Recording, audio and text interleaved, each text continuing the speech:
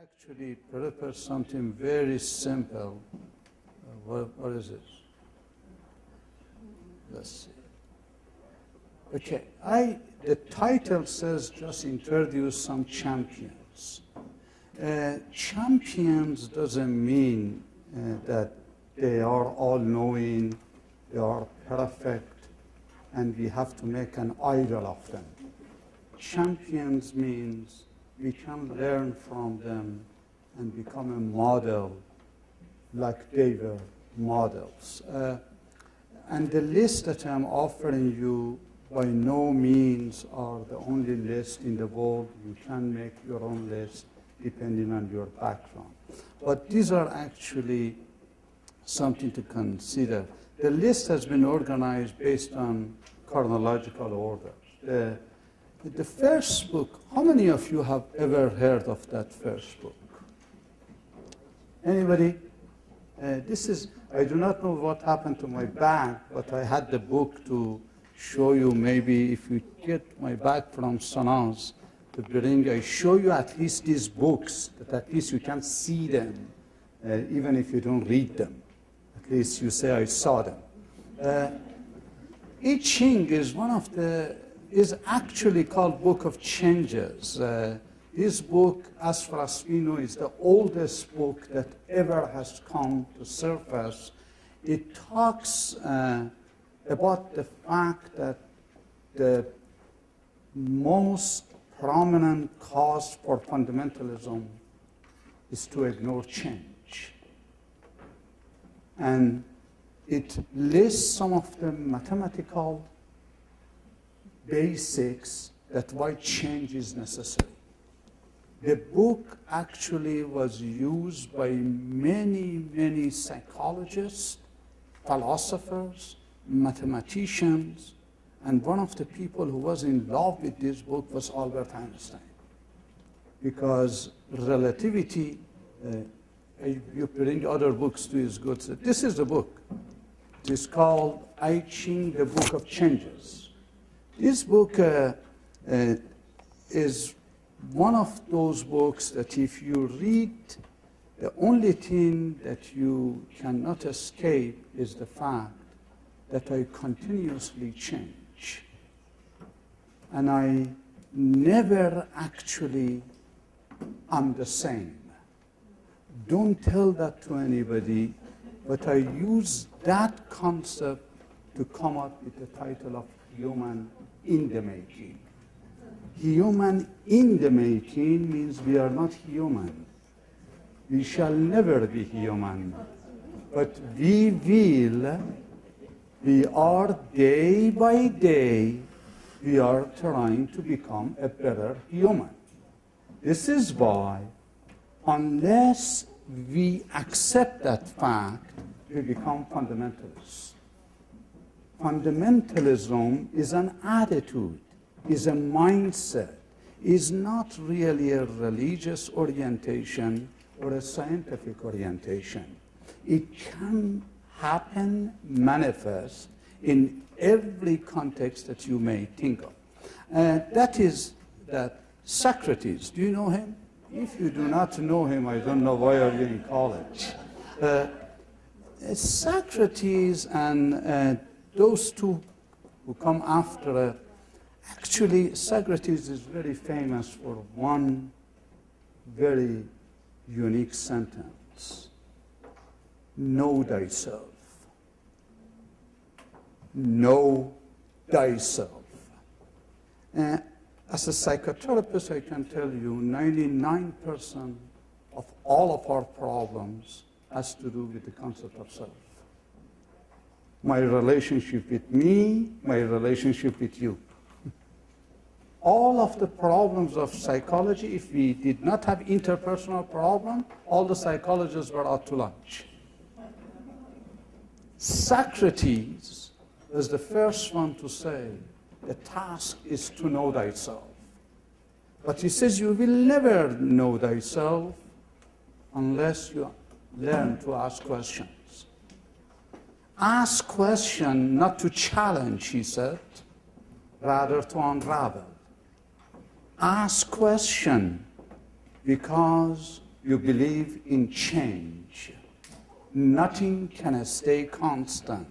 And your problems starts when you believe in constancy as a norm.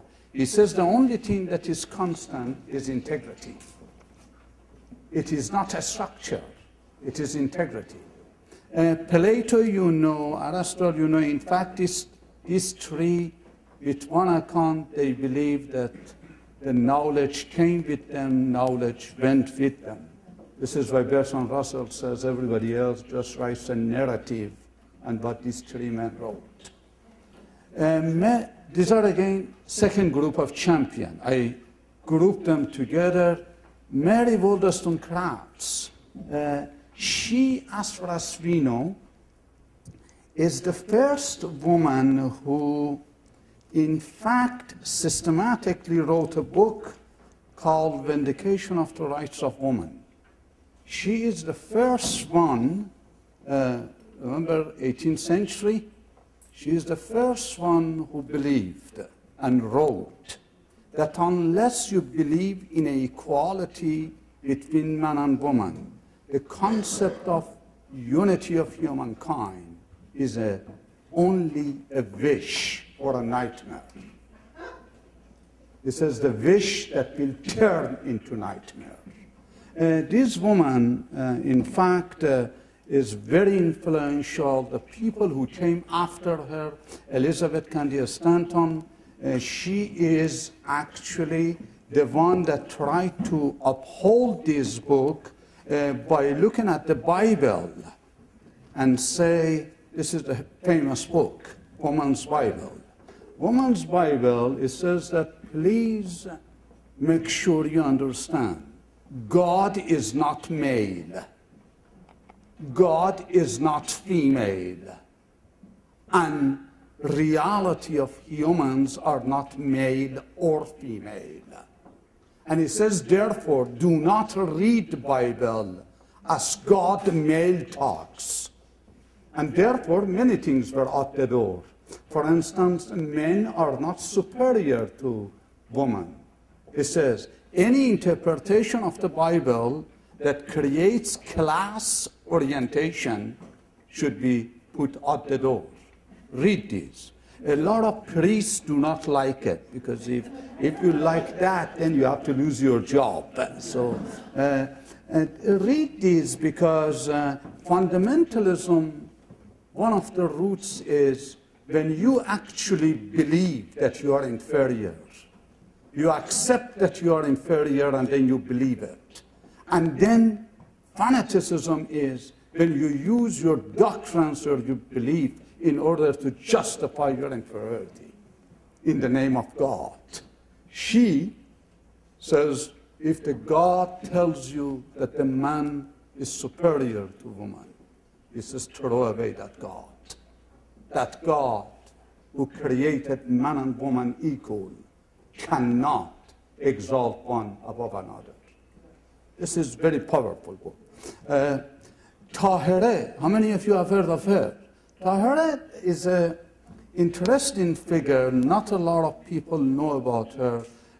In the East, they know her because she promoted a religious movement which is called Babism.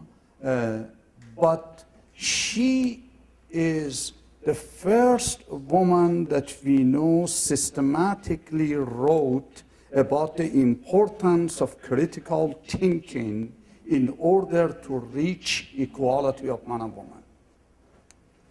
It is very important that she, for the first time, indicated if you as a woman try to suppress your thinking process and be a follower, that means pacifist.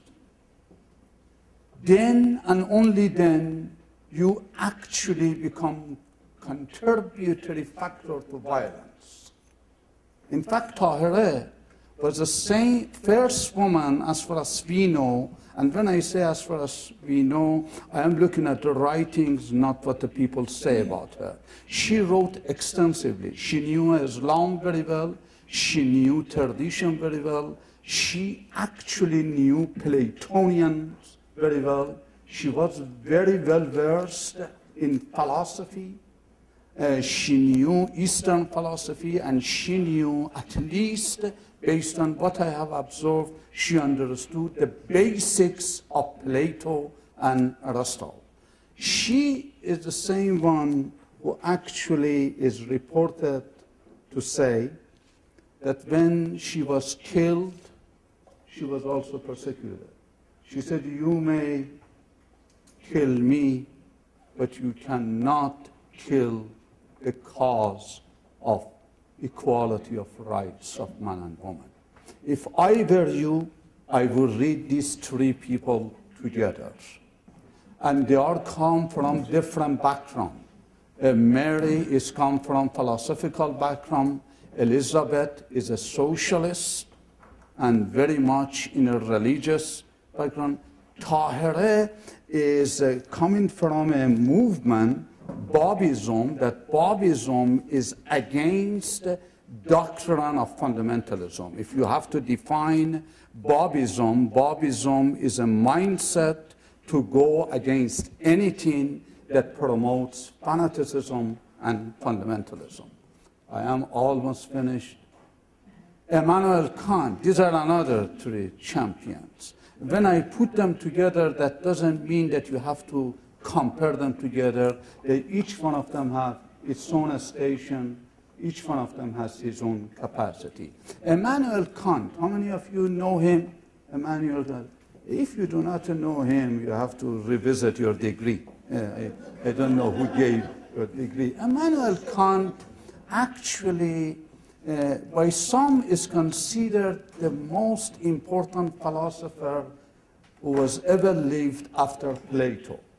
Bertrand Russell says, "I may not agree with that evaluation, but I say if somebody doesn't know about Kant, he actually practiced foolishness in all aspects of knowledge." Kant was the one who shook everything that we believed about metaphysics.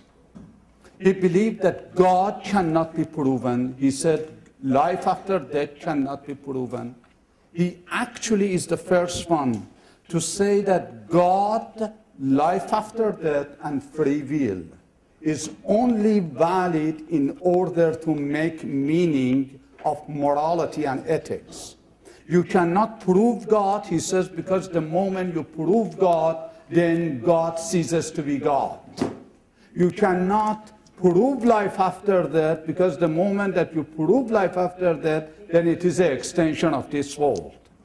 So Kant is very important. The people who know about ethics, they know that Kant believed in an intrinsic ethics which is not based on reward and punishment, ethics which is based on human nobility. The most famous statement of Immanuel Kant is that when you do something, ask yourself, if the whole world does it, what will be the impact? Abdul Baha Abbas. Abdul Baha Abbas is very, very hard to define him. Some people call him philosopher, some people refer to him as a social scientist, some people call him one of the perhaps unique individuals who could combine philosophy, logic, religion, and psychology together. His own claim is that he had no claim. He says, "I am here to promote the cause of universal peace." But one thing that he did in reference to fundamentalism, he said the fundamentalism takes place when two things happens. One, individual ceases to be individual. When individual tries to become a mass man.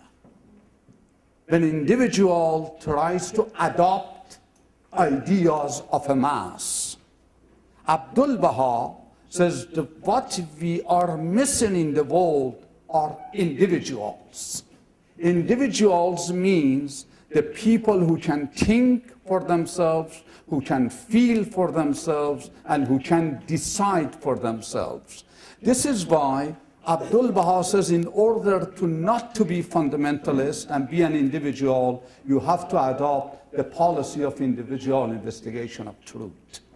A truth which is universal, a truth which is not based on certain philosophy or race. Another very important thing that he said, which helps removing fundamentalism, he says, remember, the reality of man is not only his heart or his mind. Reality of man is his heart and his mind.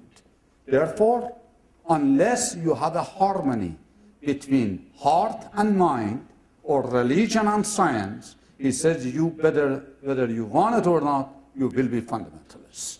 So fundamentalism for him was when the faith and the reason synchronized together.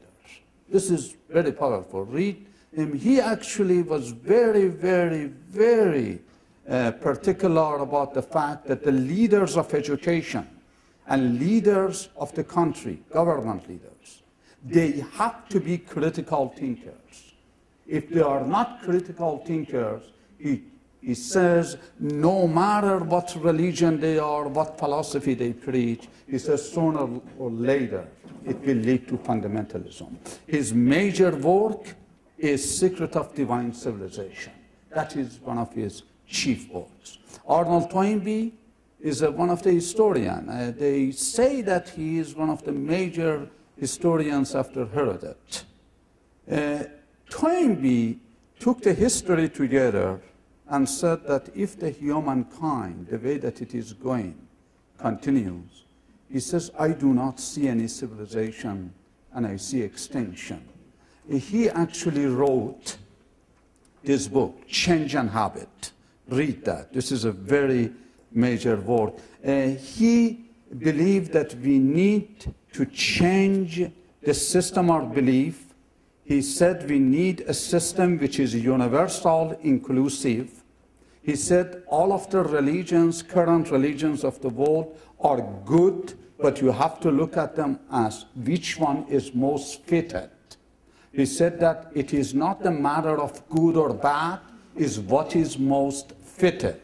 What is most fitted for the unity of humankind, and what is most fitted for the universal peace. So that is a major thing. Abdul Baha Abbas, his work, let's see. His work is this, Secret of Divine Civilization by Abdul Baha Abbas. Let's see. Alfred North Whitehead. Alfred North Whitehead, he is famous for process and reality. You like Gandhi. Gandhi, like Gandhi. It doesn't look like Gandhi, but his ideas. He actually is the first one who creates a system of education which is process, not an event. A system, not the element. Is not biology, psychology, religion. It is a system. All of them correlate to one another. We need MD, we need physicists, we need psychologists.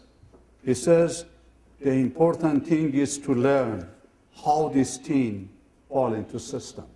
System theory. He says through system you can establish unity of humankind. He says the problem of fundamentalism is due to the fact that the people go to a school in order to get education to become more fundamentalist. He says education is to free you from the bondage of fundamentalism. And he says you never become free unless educational system helps you to think for yourself and reduces your prejudices. Read this. This is a very important work. Another very major work of Whitehead is The Aim of Education. This is, the aims of education is actually what Harvard used, what MIT used to build the curriculums. Another one, I'm going to go fast, 5 more minutes, don't worry, life is short. This is the guy, do you know him? Nietzsche. Very good guy. Christians hate him. Muslims want to bury him. Jews do not like him. Baha'is, they say, we pray for you. So this guy, he says, do you know, he's very famous as a God is dead. Have you heard him? God is dead. And this is why I saw many religious denominations that they made a T-shirt. In the front, he said, God is dead, Nietzsche. And then in the back, he said, Nietzsche is dead. But it is very, very, very hard to prove this guy wrong. This guy, first of all, one of the most misunderstood fellows and mostly fundamentalist movement try to hinder his value. Nietzsche believed God which you and I have made is dead. The God which has human values, has hands, has ear, creates heaven and earth in 6 days, gets angry, creates. He says such a God is not worthy. He says morality, which is based on reward or punishment, is not worthy. You do good, I will take you to heaven. If you are bad, you go to hell. He said no. This is one of his chief work. Go after reality, beyond good and evil. He does not, he actually, to make a correct assessment, he never believed that God is not needed. He believed God is an important element, but he said the God which is not man-made assumption. Read this. This is good, especially if you're a mathematician. Last but not least, I do not want to finish all of this. For Kant, by the way, if you are a Kantian and if you are a fundamentalism, religion within the limits of reason alone, Immanuel Kant. He is the first one, as far as we know, systematically wrote about the harmony of religion and science. He is the first one, as far as we know, that he said, if science, rational science, true science, disagrees with religion, or religion disagrees with science, you have to look them over. Because science and religion, they have to speak of the same truth. Another very important point about this book, he says truth is that which releases you, frees you, John. So that this is very important. Work. Oh, let's see. Who else? I cannot say anything unless I talk. Thomas Paine is important. Thomas Paine, again, is important because of this very famous work, Age of Reason. He used the scripture to value it with the reason. Read it. Albert Einstein. See, if I don't talk about him, he's not going to play. He is my favorite fellow. He is my favorite. If you want to understand religion and science, go to him. Albert Einstein. Einstein never really wrote any systematic book on religion, but he wrote a lot of letters. This book, as far as I know, is one of the best work of collection of his ideas and opinions. He is the one who was accused of, you don't believe in God. He said, no, I do not believe in a God which is a man-like. He said, I believe in God which is unknowable. He says, I believe in God that helps me to appreciate the beauty and the signs in everything that I see. This is why when they say, do you believe in God? He said, why should I believe in God? I know him, I feel him, I touch him, I act based on him. He is the one who believed that religion and science should be in harmony. One cannot live without the other one. Very famous person. Usually you know him as a physicist, but his contribution to the world of religion and morality is immense. last but not the least is this book. This is a very good book. Dr. Bacon left. The Future of an Illusion. Illusion has a future? Doesn't have a future, right? Freud. This is about religion. Freud said, these religious systems that you have right now, he says it's fitted for the 2-year-old. He says fear-based, dependency-based. You always pray for God to do the things for you. You go either to heaven or to hell. He says, get alive, would you? He is the one that he says, sooner or later, this shall die. He is also known as a father of psychology. He later on, by this man, Jung took that book, wrote actually a book, which is called Psychology and Religion. He says, no, if Freud meant that God is dead, religion is bad, that is a wrong understanding. He says religion means a spiritualization of humankind. He believed religion and spirituality are two different things. The people might be religious, but not spiritual.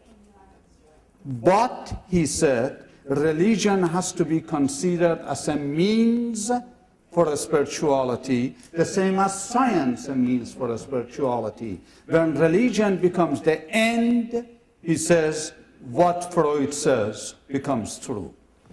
And then last, let's see, what else? I covered it already.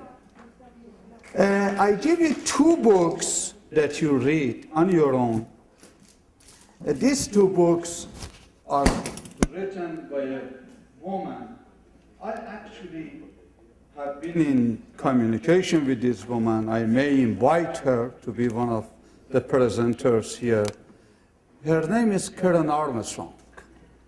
She, as far as we know, have you read this, A History of God? But that is one thing. Another one is Battle for God, History of Fundamentalism. That shows you how fundamentalism has a long root, long history, which goes as long as humankind has existed. This book, the author, for those of you who are writing, is Karen Armstrong. Karen Armstrong, The Battle for God and the History of God.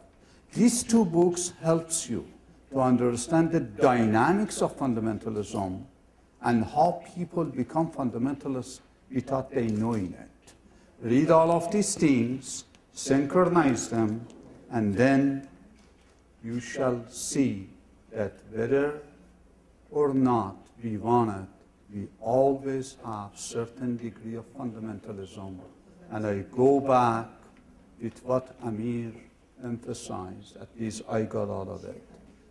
The problem of fundamentalism goes away if I am in a constant war with fundamentalism. The moment that I cease my holy war with fundamentalism, I shall remain fundamentalist, or I develop tendency for fundamentalism.